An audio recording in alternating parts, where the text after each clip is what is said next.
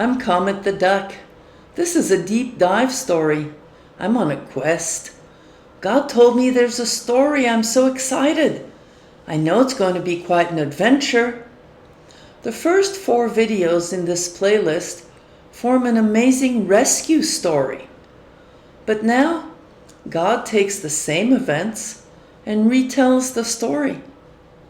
This time, it's about growth, joy, and finally, triumph. Both stories are true and show me the layers of His world. This deep dive is fun. It involves a river and a duck doing the unexpected, hopping across some nice flat stones, flapping her wings. If you find a river, you'll probably cross a different way. But if you like ducks and old maps, you might enjoy hearing about this one. This story even has a cool twist. He's rewriting my past, slowly letting me watch the process. I'm stunned and quietly amazed. Keyboard in hand, I watch him work, taking notes, sketching out this story. What a privilege. It all started with awe. I was considering the many big signals that God sent me in all these stories. Should I gather all these barn door sized signals together? He encouraged me. Make a list. It'll be a good video. I blinked, feeling doubtful. Who wants to listen to a 25-minute list? But he nudged me with that solid feeling, and I knew that meant there was a good story. I dove in, started the list, but there were so many events to consider. I was unsure which events counted as barn door signals. How had I defined that term? Years ago, I watched people claiming to follow God's will, but it was their own desires speaking, and they hurt others by doing that. It scared me. I'm no better than others. What if I messed up and did the same thing? I didn't think to ask Him for help. I just found my own idea. I told God, I can't always tell if it's your voice or my own desires. If I don't listen, then everything I say is mine. And at least that way I don't make mistakes in your name. To protect everyone, I'm going to stop listening for your voice. It wasn't a good idea, but it was the best I could think of. Then I added, I'm not walking away from you, God. If there's ever something really important, please send me a signal as big and unmistakable as a barn door. When I see one, I'll act, no questions. That was my definition of a barn door signal. As big as a barn door, and I'll know it's from you. Not much to go on, but using that, I added a few more events to my list, and soon I was bored. Bored? Working with Him? That couldn't be. That boredom had meaning. He was calling me to the list, but the list wasn't the story. If not the list itself, then what would be one layer up from a list? I asked Him, is there a pattern within that list of barn door signals? He showed me. 3 signals, well spaced out. A sudden flurry like a fireworks finale. Too many to count. A month later, 3 more. Hey, wait. Shouldn't the climax of the story come in the middle of the fireworks finale? That's where I would have put it.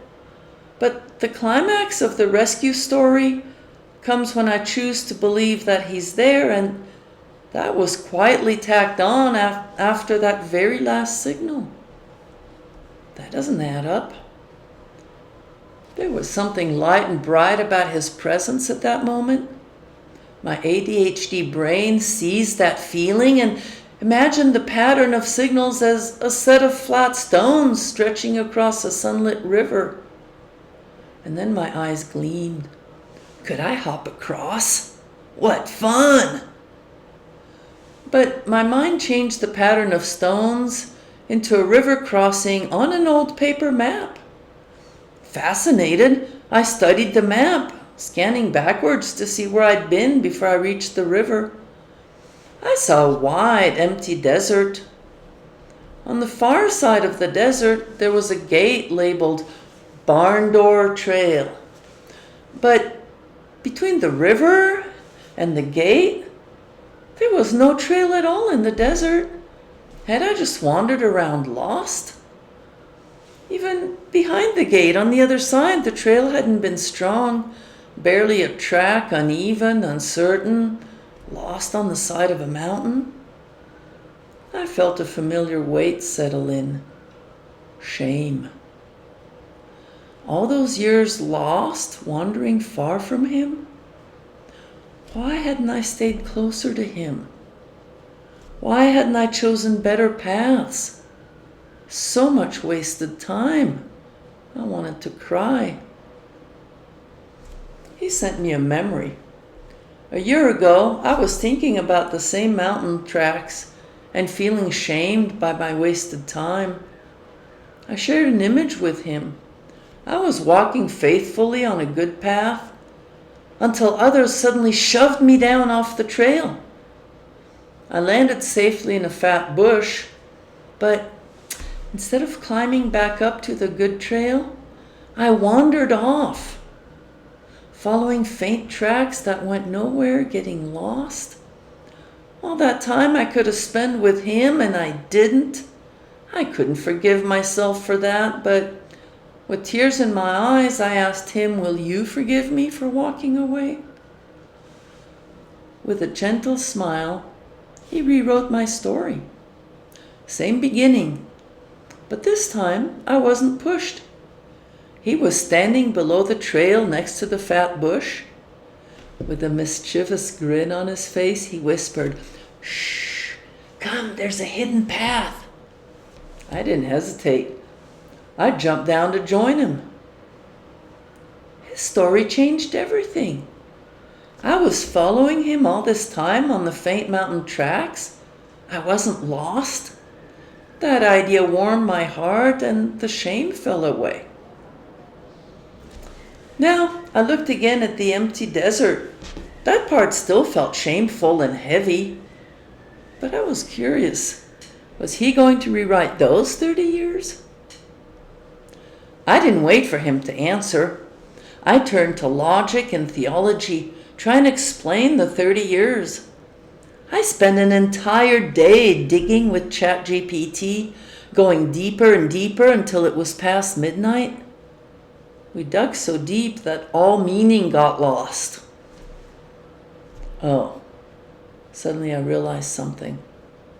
Earlier in the day, I rushed, and I failed to invite God to work with me. The next day I started again. This time, I stayed close to God and invited His help. Instead of trying to make the data speak, I listened. My logical mind was grumbling. "Don't tell me there was a trail in that desert. I never saw one. I looked." But then, the part of me that sees the world like a duck interrupted. Yeah, like a duck. If you've ever had a pet duck, you know they see the world in a unique way. Sometimes in my imagination, I become a duck just to see what I can learn by looking at the world their way. Anyway, right then my inner duck said, "Look at my feet." I looked. Duck feet are webbed, delicate, tender. They're not suited for rock and cactus. If their webbing gets damaged, it heals, but a hole or tear remains. My inner duck was showing off healthy feet, not a single rip or tear. After 30 years in the desert? Impossible. But I could see those healthy feet, and it felt real. That meant, beyond the shadow of a doubt, there had been a soft trail in the desert. My mind pushed back. "Duck, you never said you saw a trail." Me, I listened to both my mind and my inner duck, and I wondered, How could there be a soft trail that was invisible to both human and duck eyes? I trusted Duck's feet. The trail had to be there. Since my eyes weren't spotting any trails, I tried logic. The trail had to be where I could walk on it every day. There had to be a clue in my daily life. What did I do regularly during those empty years? I raised a daughter. I worked. That's what everyone else does. It couldn't be that. What did I do that not everyone did? I daydreamed. A lot. I always felt guilty for wasting so much time, but I was so drawn to those daydreams. I daydreamed so many adventures. Many started with danger, and then I'd be rescued by someone from another planet. That person soon became my partner. Sometimes the stories started more peacefully. I just felt a link, a call, and I followed it to find my partner. Usually after we found each other, we trained. I love that part. For example, we learned and practiced telepathy, not just words, but images, feelings, whole thoughts, sensing, sometimes just a deep knowing. We practiced doing things together, things that unpartnered people couldn't do. One example was standing together to protect ourselves from evil energies. There were limits to the daydreams. It was pretend. That made it safe. But unfortunately, it always stopped just short of feeling completely real. Still, I lived for years within that culture of partnership. Suddenly, back in the present, I just about fell off my chair laughing. I realized that every daydream was about partnership. Such an obvious clue. I heard his laughter, joyful, delighted. And then I laughed too. He loves to hide in plain sight. He was there the whole time, playing the role of my imagined partner. No wonder I was drawn to those daydreams. He was the actor behind the mask, the one playing opposite me, day after day. Decades of playing our roles, until partnership felt as natural as breathing, in the one place where misunderstanding his word wouldn't hurt anyone. We discussed ethics, practiced trust, explored the shape and feel of partnership. I started to see. He'd been walking with me the whole time. And right then, I felt my history being rewritten. Not 30 years lost, 30 years with him. Then he turned the page and kept right on rewriting. I made an honorable choice to protect his name. He honored that choice and led me on a different path. My feet followed him, just not where I expected. My eyes grew wide. I saw something new on the map. Just past the barn door gate, the trail lifted off the map. It climbed, just a little, into a fiction layer. And there, in that fiction layer, was a soft trail suitable for duck feet. It was invisible because it wasn't part of everyday reality. It wasn't far above the ground. I laughed when I realized that a GPS signal tracking me would have shown me wandering aimlessly, foolishly, lost in the desert, walking right through patches of cactus and piles of rock. But that wasn't really where I was. I was just above in the fiction layer. I hadn't been lost. I was following him, feet safe on that soft fictional trail. I just sat there staring at the map in awe. A fiction layer? He hadn't just rewritten my story. He changed the map. For several days, I thought our story was done. He rewrote my past and changed the map. It was glorious. Certainly that was the climax of this story. But then, grinning, he reminded me, Remember that flurry of signals? That's your climax. I grinned back, picked up my keyboard, and followed him some more. I need to pause the story for a moment because this part's really important. I know some people might wince to hear the words God and partner used together, thinking, who do you think you are? I'm just me, and I know that he's infinitely larger than I am. I really struggled with the idea of God as a partner, especially when he asked me to call him partner in real life. Partnered with God? That made zero sense. But he let me wrestle with it for nearly a year before he explained. God, out of love and with unimaginable respect, does not hold his will above mine. He doesn't force me. Even though he knows better than I do, he wants me to make my own choices. That's his half of the partnership. For my half, I strive to not hold my will above his. It's not always easy. I'm used to doing what I want. Remembering to pause and listen is often the hardest part. That's partnership. He doesn't hold his will above mine, and in turn, I do my best not to hold my will above his. It sounds simple, but it's not. It's worth the effort, though. It's the start of an incredible relationship. So, back to the map. At the end of the desert, the fiction trail comes back down to the ground. In real life, that's when I started playing Nitrotype. I even joined Discord so I could chat with my team. Soon after that, my daydreams stopped. I simply didn't feel like daydreaming anymore. That felt odd after a lifetime of living in those imagined worlds. 8 months later, they were only distant memories. Then the first barn door signal appeared. Was it urgent or loud? Nope. But somehow, the moment it appeared, I knew it was a barn door signal. So what happened? I'll tell the details another time. Here, I'm going to show them like my heart and my imagination remember them. The first barn door signal.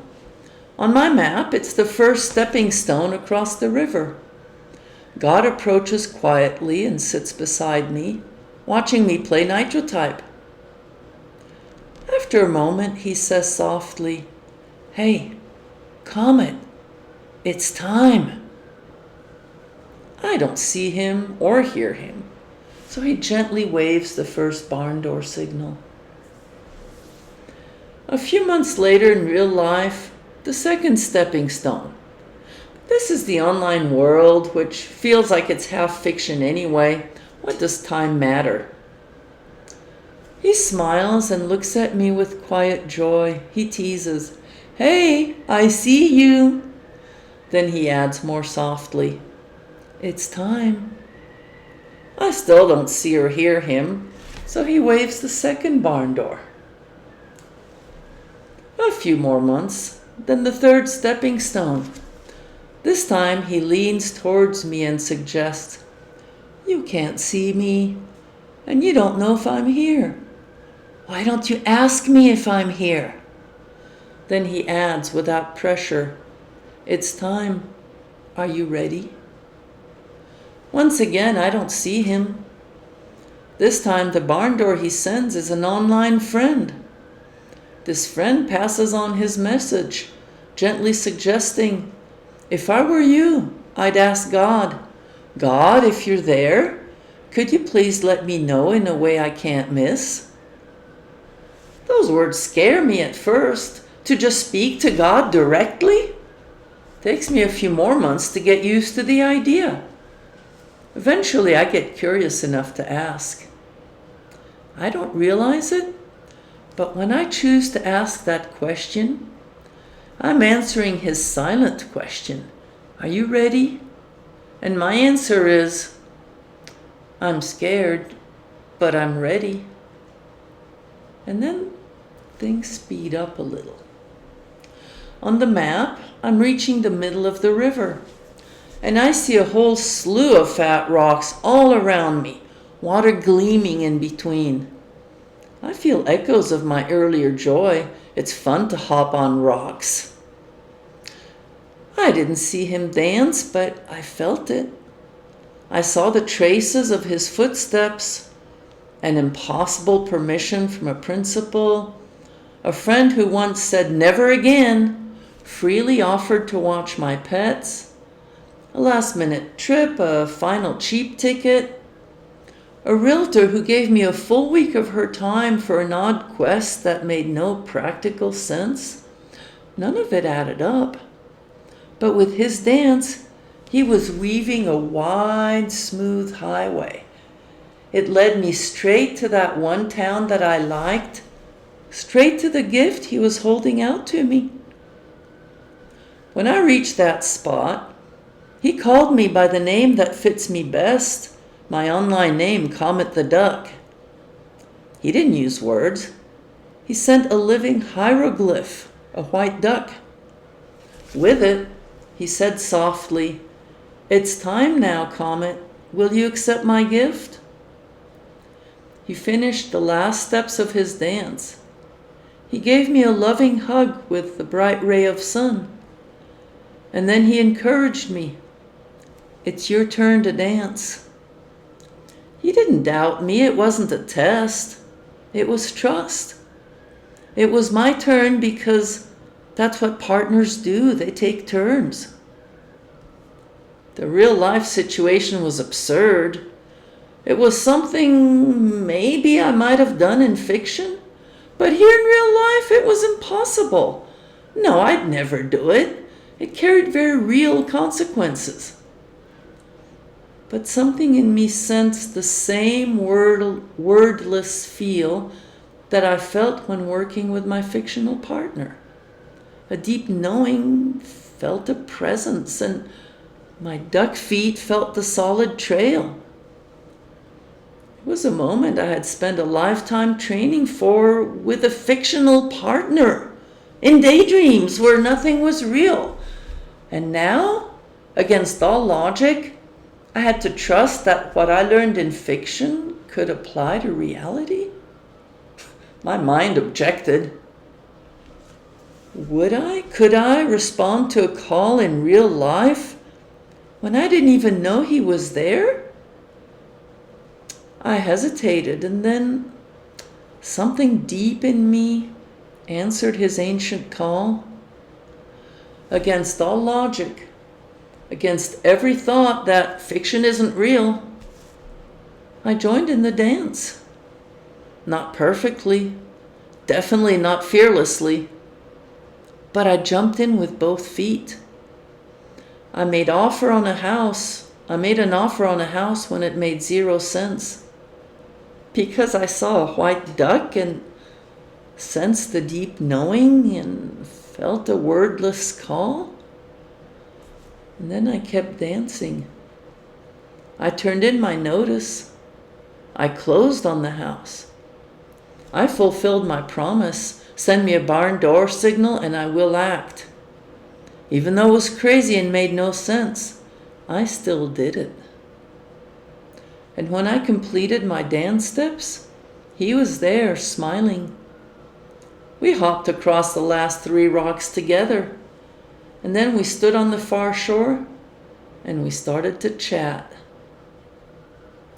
Now looking back, I see clearly, when I jumped into the dance with both feet, that was proof. Not proof that I'm brave or obedient. Proof that he was there in that fiction layer. Proof that those 30 years weren't wasted. Because even 10 years ago, there's no way I could have danced like that.